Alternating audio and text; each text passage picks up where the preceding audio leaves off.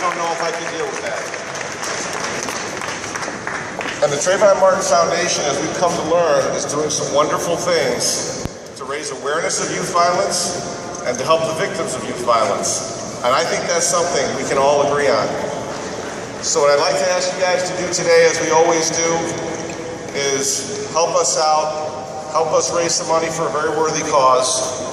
And I'd like to introduce Trayvon's mom, Sabrina Fulton, and Executive Director of the Foundation, Kim McKay.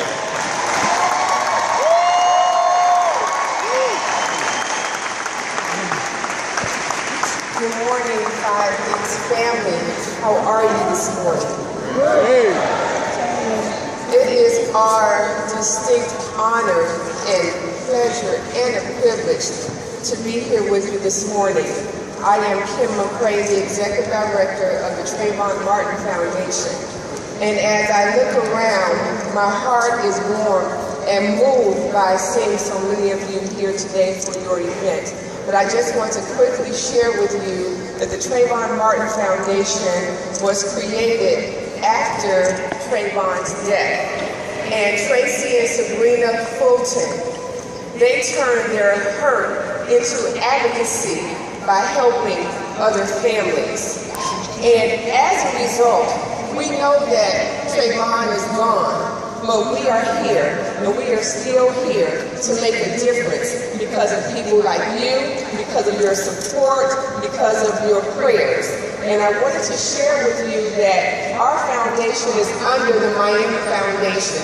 They are our financial stewards because it is so important that the resources that we receive on behalf of the foundation, that the money is used appropriately. It is very important to us that that happens. The Miami Foundation, everything falls under that. That's the auspices of our organization. I just wanted to quickly share with you so that you just get a quick glimpse of how the resources are used. In Miami, less than a month ago, a 12-year-old little girl for that family, and we will be there for other families. We work directly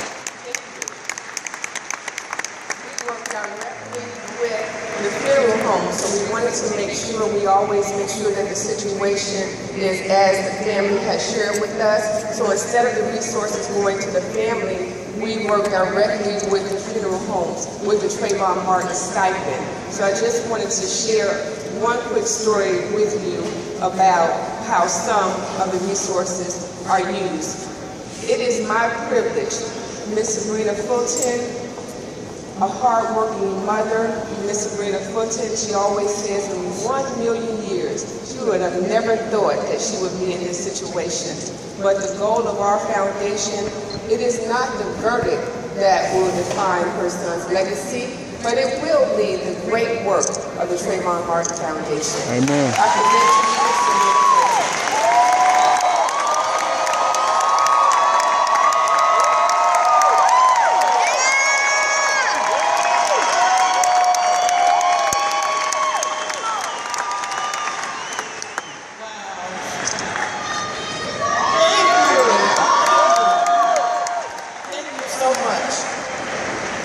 Sabrina start out by telling you my favorite Bible verse.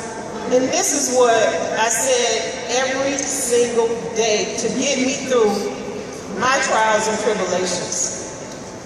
It's Proverbs 3, 5, and 6. And it says, trust in the Lord with all your heart. Lean not unto your own understanding.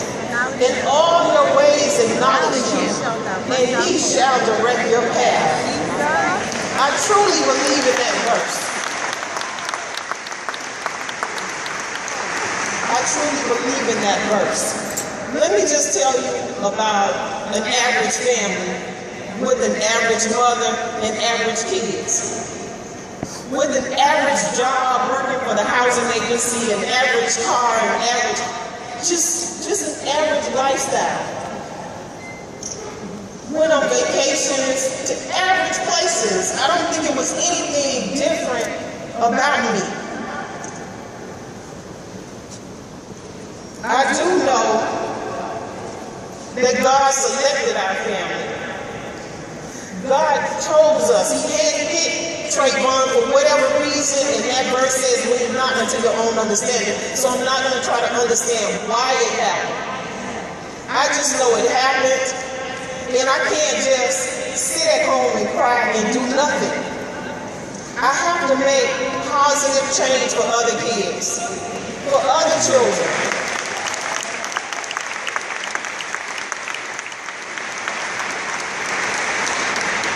Let me just tell you, Linx, that it's people and organizations like yours that support us, that gives us the strength to keep fighting, to keep moving on.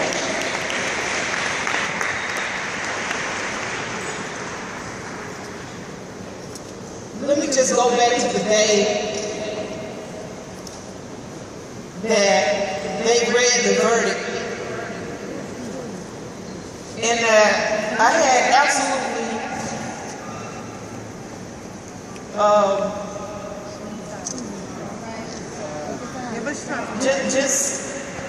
just absolutely trusted in the justice system that they would see that this was an unarmed child.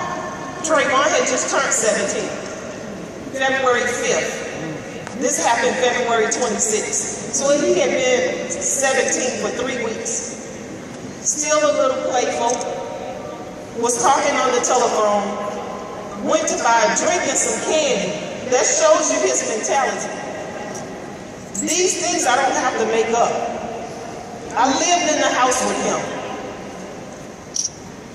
So, just to know that he was on the telephone at the time that this occurred, and just to know that he was walking from the store, that he was minding his own business. He wasn't the criminal that people said that he was. Yes, sure, he had ups and downs, but every kid does.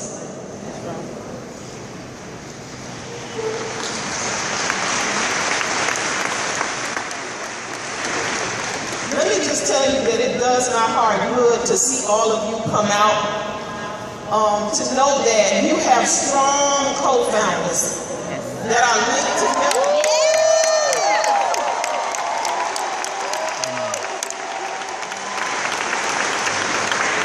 They thought enough of my situation, my tragic death with my son, to bring us here, to speak to you even for a few minutes. It means a lot. It means a lot to the foundation. I just want to say thank you. Thank you for having us here. Thank you, Orlando. I have no issues with Florida. I love Florida. I still live in Miami. I have no intentions of moving.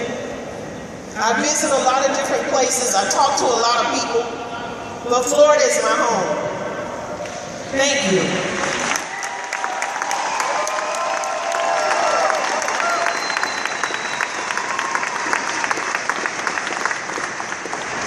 Thank you guys, and as you know, whatever you do, we do in kind. So let's do what we can to help this organization.